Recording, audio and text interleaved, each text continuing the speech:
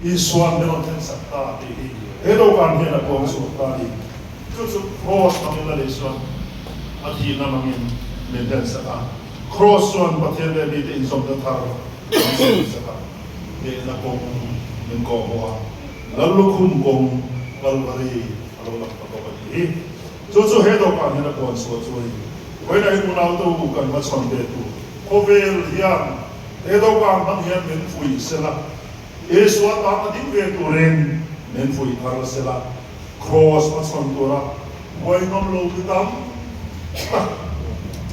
ada Yesus atama di ngomlo Yesus hoisan le kobela hen nomali baiti abal so ngale nomda so khir kobela hen nomali baiti ima sela sipayu hoisen chu a hoisen ani fi na chober chu ral do na muna ral pe na muna adesi nangi Wala yan, lalbado ka ng tilho ang yan, kovel na mason pa ron. Erang kliyem na kovel nge, erang harasap na kovel nge, erang tork na kovel nge, wala yan, kovel yan. Ito, hindi naman ang mga Kristiyan daw na kovel ano. Ang sinong stelo na sang kovel ako, Kristiyan daw na nasabi. Hindi naman ang lisod na ba,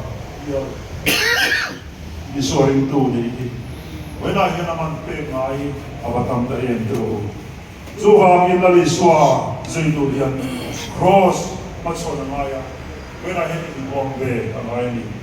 Ato pera kasulan kung tutoy de sulit. Kaya nung katien maya kasira.